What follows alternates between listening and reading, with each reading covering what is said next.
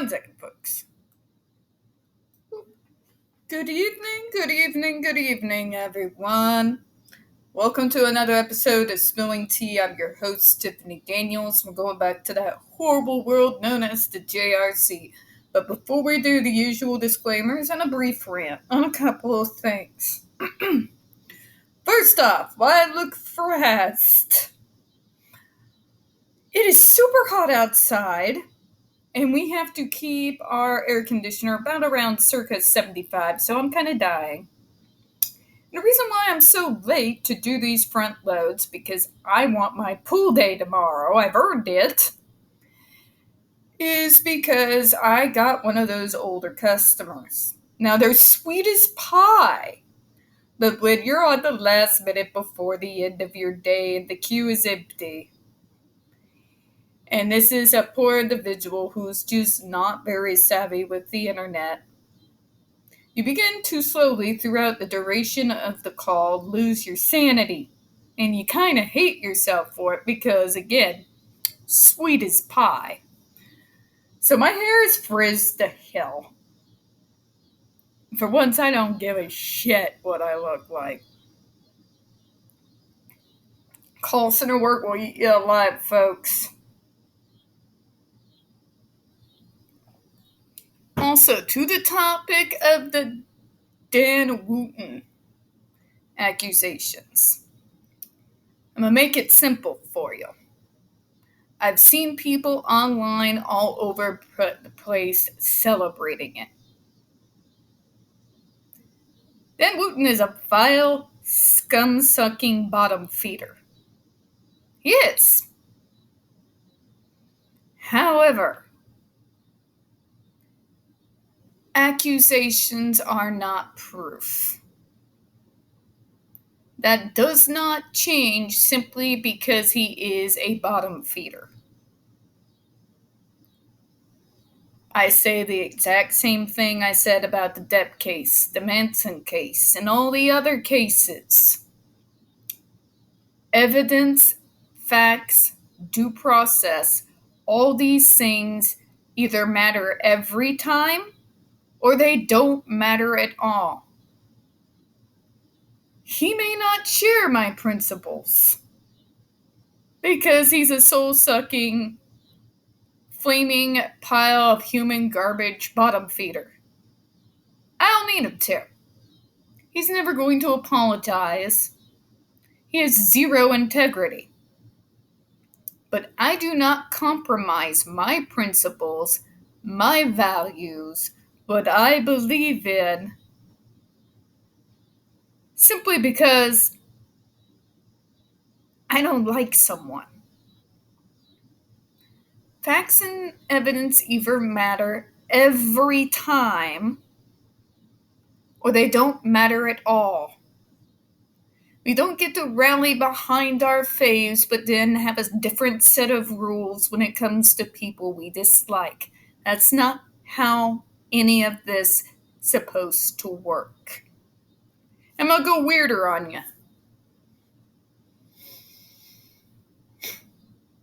I don't rejoice in anyone's downfall. Not even soul-sucking bottom feeders who deserve it. Okay? I may have joked about AH working in the call center someday, true. Fair enough. I've made those jokes. But at the heart of the matter, I don't like any of this cancellation crap applied to anyone. Okay? I still go after her because she decided to come after me and my people by doing that freaking garbage pile of an ableist film. It has nothing to do with her other than the fact that that dumb idiot somehow thought it was a good idea to throw her money behind and star in that ableist piece of trash and call it loving. That's the sort of thing that you and me, we're going to have problems, and I will hold you accountable. But you see where I'm going here, folks. It's easy to rejoice in another's downfall, especially when they're a stinking pile of human garbage like those two. It's easy. It's easy to compromise when it's somebody that is horribly detestable. But there's a slope. You start with one.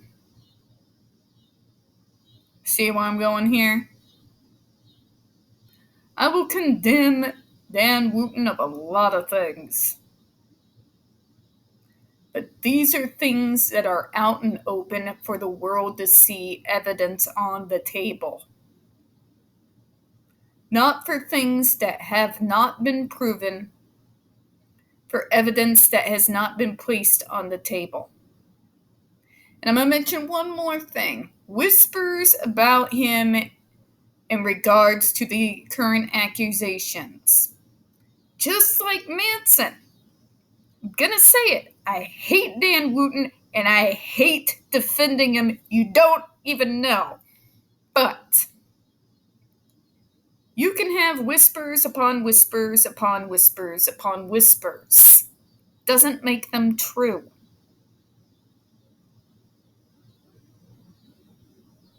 You've had rumors going on about many stars that have turned out to not be true, that go back years. Trigger warning, I'm going to curse here. Evidence on the table or get out of fucktown. Okay? Evidence on the table. Period. No matter who they are, no matter what they've done. Okay? I have been the same with every single case that came down the pipeline. Yes, even the AH versus JD case. I waited for evidence. That's all I'm going to say on it until we have more information. And I've had people respond to me because I went on a rant about it on Twitter during one of my breaks today. But he made up lies about Johnny, what he did to Caroline Flack. Yes, he did those things. He is a horrible human being. He has blood on his hands. I'm not going to sit there and lie to you and tell you that he doesn't. These are the actions we have evidence that he has actually done. That is the difference. Wait for the evidence. Wait for the facts. Don't run to cancel even someone you dislike, even someone who doesn't hold the same principles that you do. Don't compromise for anyone.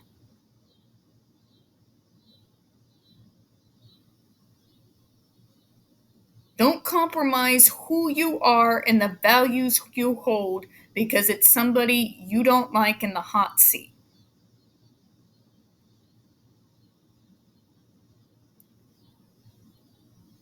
Okay?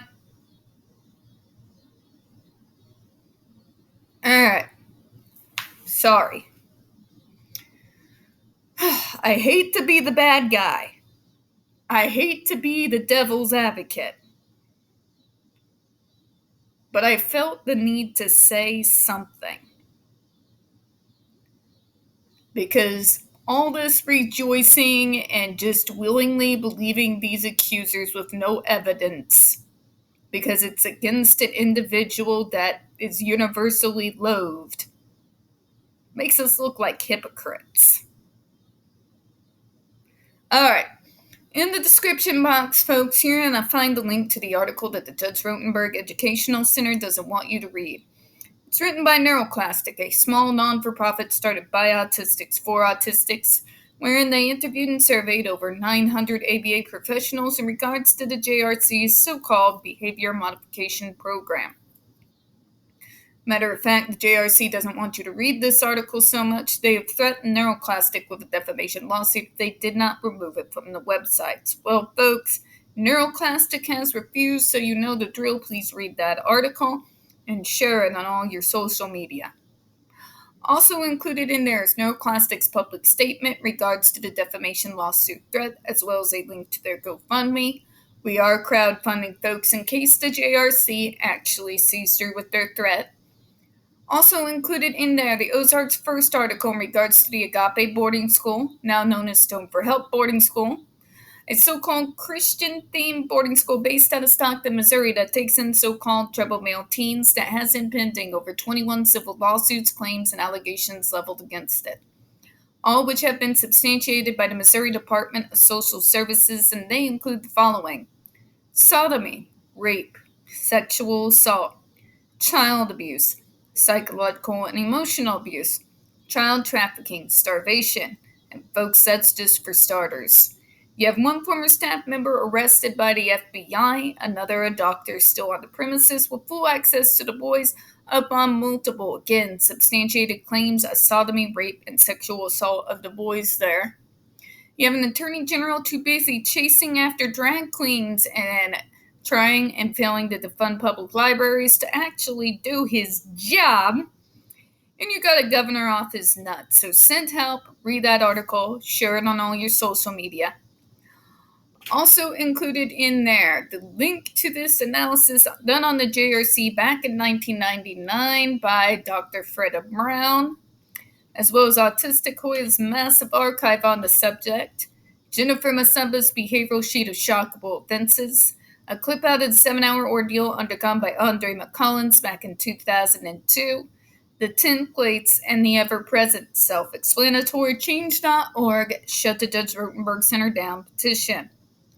When we discuss the JRC, folks, you're going to hear vivid descriptions of and catch clips of surveillance footage of peoples with disabilities being tortured and abused. If you got young children present, folks, please use your headphones, all right?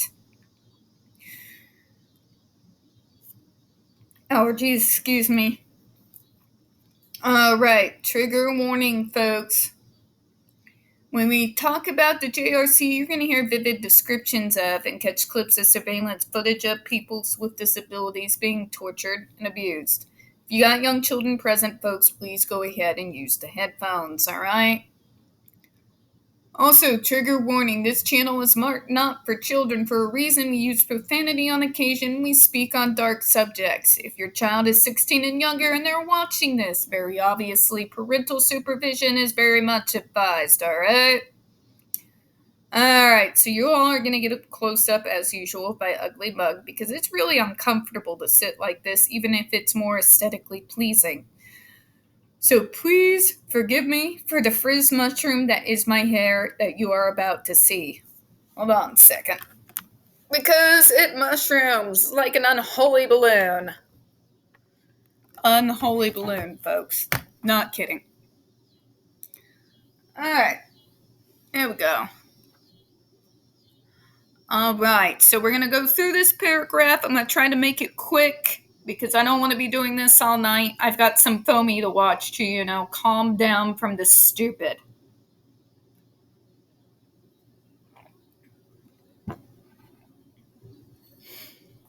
So where we left off the other day, measuring and graphing skill-building behaviors.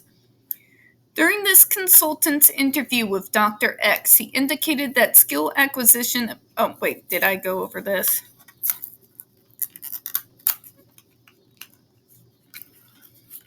Nope, we didn't.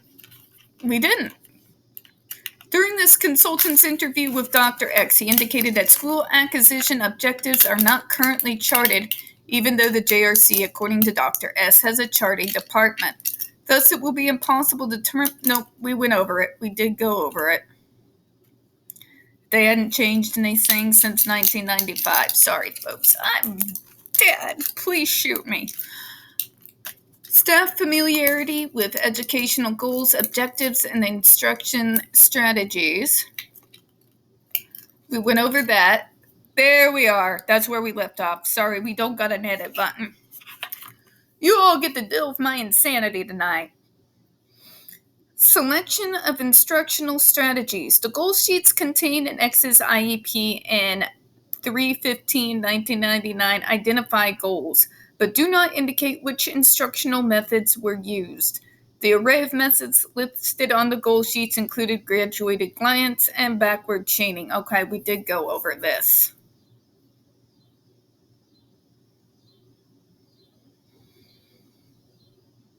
Here we are. Identification of objectives that are age appropriate and functional. Oh, this is gonna be good. A curriculum composed of activities with meaning and functional value to an individual has been shown to decrease frequency of problem behaviors. For example, Dunlap completely eliminated severely disruptive behavior, kicking, hitting, spitting, throwing objects, in an adolescent female by modifying the curriculum materials, such as arranging activities so the content was more interesting. Oh no. Oh my god, folks, I'm not redoing this video, I swear, I promise, but I don't know where I left off, and I hope you all forgive me.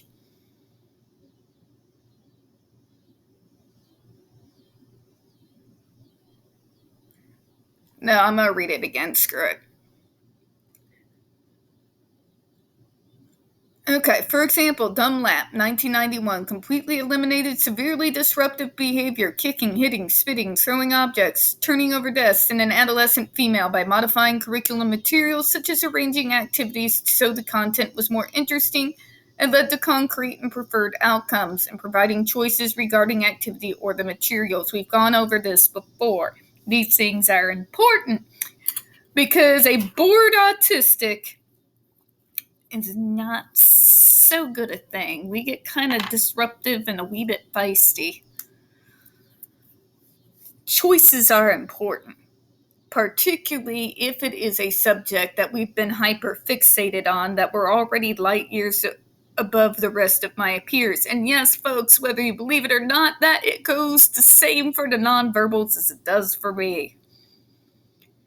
The school environment in which X participated was, for the most part, neither functional, teaching her skills that have a direct impact on her ability to participate in naturally occurring activities and routines across the day, nor age appropriate, i.e., represent the skills, activities, and materials used by other individuals her age. Thank you! Thank you! You remember what I've brought up and when I've gone over the sheltered workshops, right? And the daily monotonous stuff that they get paid pennies on the dollar for, right?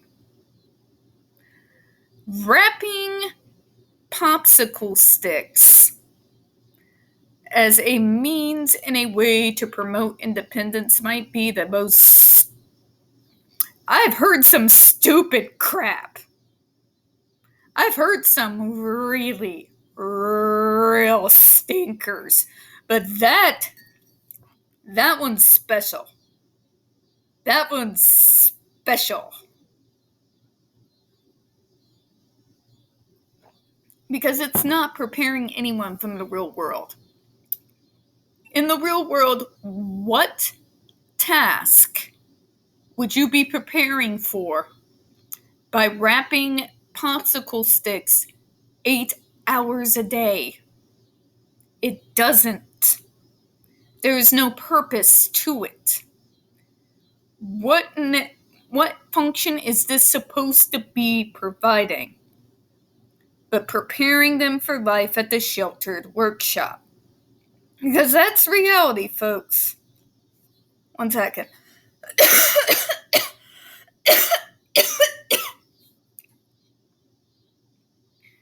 Allergies are really bad.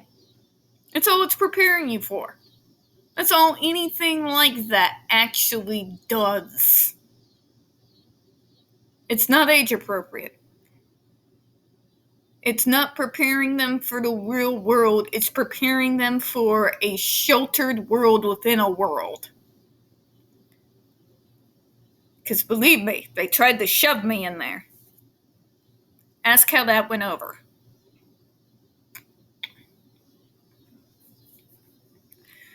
Sitting in front of a computer that has a match to sample program on screen would likely be motivating for someone X's age, nor is it a useful skill. Freaking tell me about it.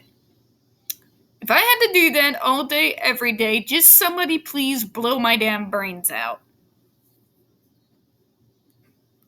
While perhaps one can suggest the match to sample as a prerequisite for functional activities such as sorting silverware, current educational practice would say that she should then directly learn to sort silverware in a kitchen setting and at functional times such as following the dishwasher completed or after washing and drying the dishes. Thank you. See, this is the sort of programs that places like the Centers for Independent Living teach. Cooking skills, doing the dishes, cleaning the house. These are what we call, well, life skills, right? Life skills is a very large part of a true, traditional, worth its salt transition program. And the Centers for Independent Living out here use one of the best systems that I've seen. Because it's not done in a school setting. It is done outside of school, usually in the evenings, and they prepare it like a class. So everyone is doing the same thing. Everybody's learning how to load and do the dishwasher together. This is what I'm talking about, real, legitimate transition age services that make sense, that are actually functional, that apply to real life. That her task would not be of interest to her is of critical importance because it may be directed related to her distractibility and wanting to attend to other things while staff insists that she sit down and attend to the computer. Staff's continual prompts such as no touching others without permission or no stopping work reflect her disinterest in the task. Non-functional tasks lead to non-interest and non-participation, which lead to X's attempts to avoid or escape, which leads to what staff would consider non-compliance. Contrary to popular belief, autistics are not in love with monotony. Okay? I love routines. I live on routines. My life would crash and burn without routines. But that being said, even my routines are not monotonous. There's a purpose to every single one of them. And I designed said routine myself. So, of course, these are things that are going to be of interest to me. Okay? If someone were to sit me in front of a computer all day, no, I'm not talking about my work. Well, actually, no, let's take my work for consideration. I'm a call center jockey. I sit in front of that computer 8 hours a day, taking call after call after call. Some of the stupidest people on the planet. Stupid and mean. Mean about it. Complete utter Karens yelling at us about how we're horrible because of their own incompetence. You think I'm interested in this? I hate it with my whole chest, folks. I have to find things to do with my hands, whether it's crocheting or what have you, while I'm speaking to them to continue to pay attentive attention to them so that I am able to do my job. That's actually doing a functional job, folks, that requires brain power, listening skills, and using your brain. Now, if I had to do the same thing for 8 hours a day where I'm just matching shapes, you better bet there's going to be an outburst. But let's move on here, shall we? Staff's continue blah, blah, blah. Non-functional tasks lead to non-interest and non-participation. This situation has a high probability of escalating into a power struggle, use of water spray, or perhaps application of a contingent skin shock. Of course, an easier solution would be to give her more functional, age-appropriate, interesting, preferred, and self-selected tasks in which to participate. Thank you.